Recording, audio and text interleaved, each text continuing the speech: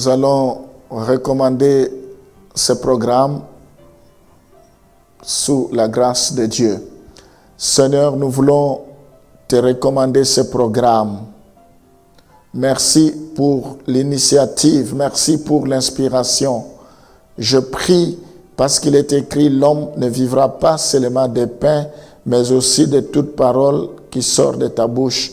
Ta parole édifie, ta parole guérit, ta parole sauve, ta parole restaure, ta parole bénit, ta parole vivifie.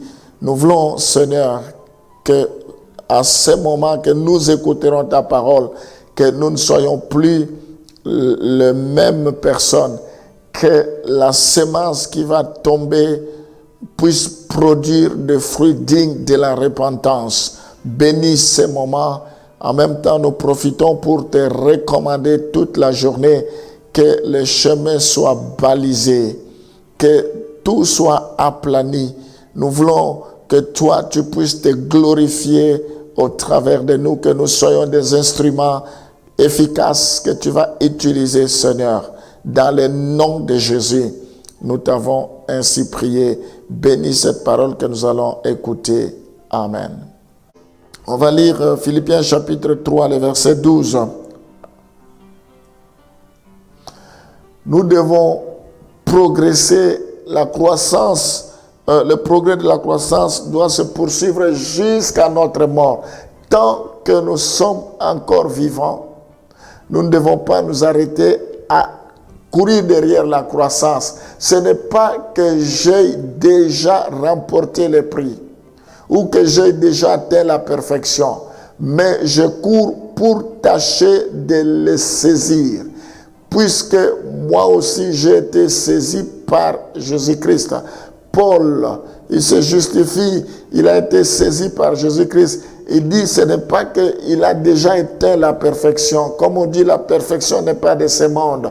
Nous allons cesser de chercher la perfection quand nous serons en face du Seigneur, quand nous mourrons, tant que nous sommes encore vivants, tant que Jésus-Christ n'est pas encore revenu, nous devons chercher la perfection. Nous devons chercher le progrès.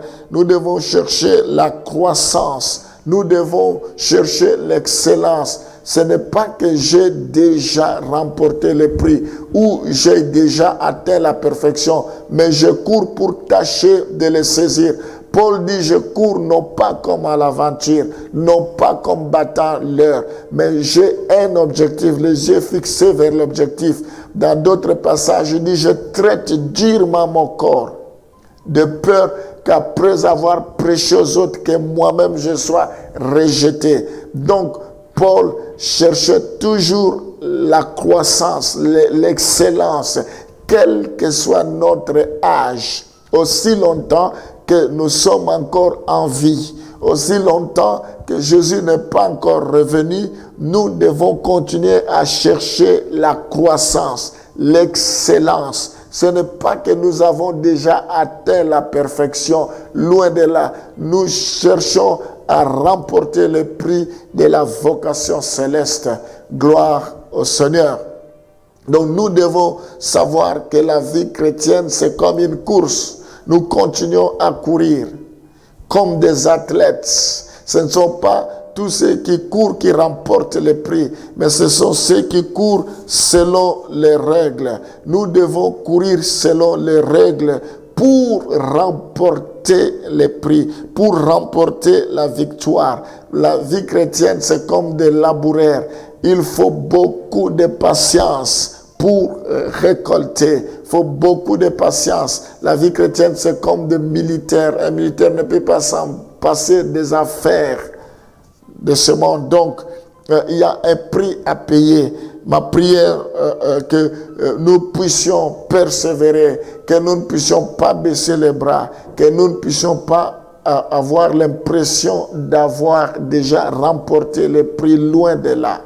Nous ne sommes que dans la course. C'est quand nous le verrons tel qu'il est, à ce moment-là, nous allons dire, nous avons remporté le prix. Nous avons combattu le bon combat de la foi. C'est quand nous allons quitter ce monde. Donc, c'est comme ça la Bible dit, vaut mieux la fin d'une chose que son commencement.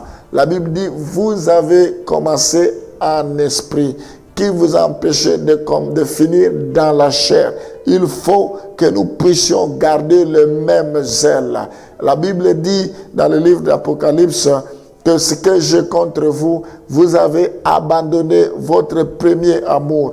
Et nous abandonnons notre premier amour, nous abandonnons le Seigneur, nous nous refroidissons à cause des choses de ce monde, à cause des déceptions de ce monde, à cause des mariages, à cause des biens de ce monde, à cause des intérêts de ce monde.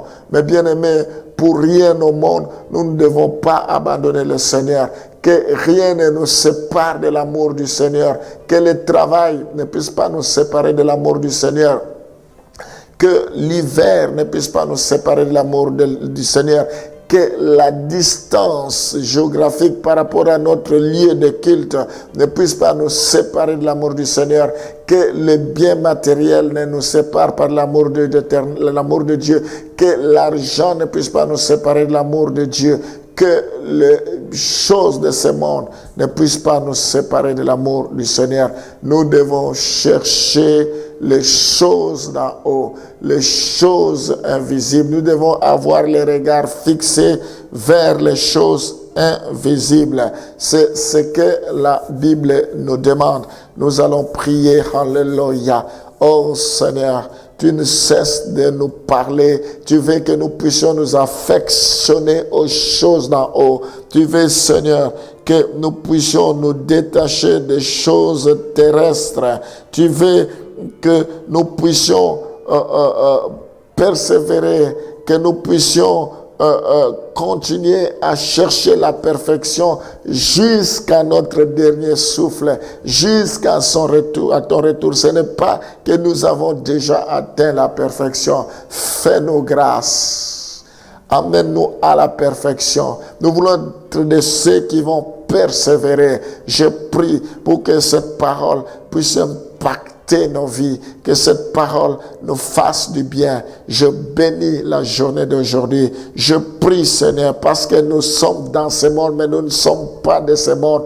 Protège-nous, Seigneur, tout en étant de ce monde, tout en étant dans ce monde. Ne nous induis pas à la tentation. Que tu éloignes tous les plans, les projets, les manœuvres de l'ennemi contre nos vies. Au nom de Jésus.